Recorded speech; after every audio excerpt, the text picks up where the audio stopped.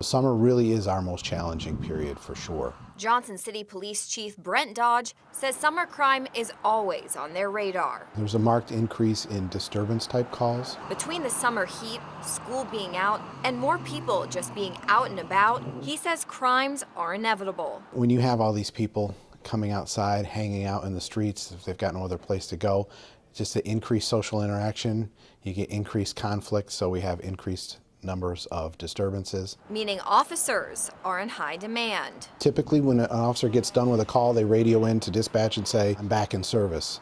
In the summertime, I've noticed a lot of them are in the habit of saying, I'm back in service, go ahead and send me to the next. They don't even ask because they know there are stacks of calls waiting for them. The department says it tries to alleviate that stress, but we have to work with what we have. And unfortunately, summertime is when our officers want to take vacation too. So generally, we don't have a surplus of manpower at a time when our call volume is at its peak. And Johnson City isn't the only community that sees a rise in crime. Take Binghamton, for example. Its Crime Analysis Center shows as the temperatures rise, so do the burglaries. In just a month, the numbers more than doubled, from 22 burglaries in April to 57 in May. That's more than a 100% increase. So how can our law enforcement keep up with the calls and protect our communities?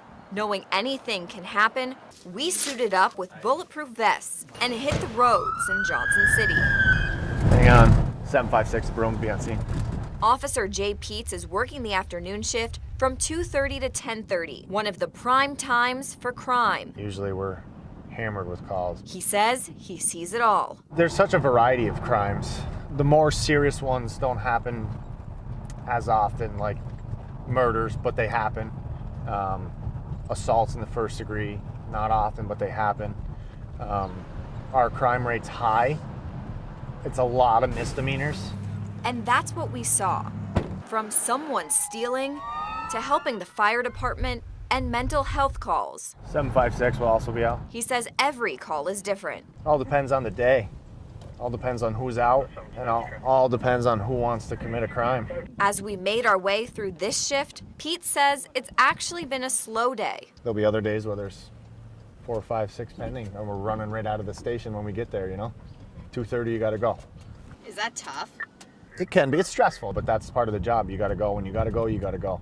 Department leaders say they realize how busy their officers are and how them being tied up on calls takes them away from being more proactive. So Johnson City's launching a Community Action Team, or CAT unit. They're free to roam around any neighborhood that they think needs the attention and address whatever problems they might see in whatever way they think will be most effective. The unit's goal is to target ongoing neighborhood issues, and Officer Ryder Page says they're already seeing results. We focus mainly on these problem streets, and the word's starting to spread, and they're knowing that we're not normal patrol guys, so we have the time to focus on these guys, and when they see us coming, they think twice. A different approach to protect the community. So we made a large amount of arrests in just the month that we've had. And although our day on the streets came to an end, it was just another day for the officers as they prepare for the next in an ongoing fight to keep our community safe.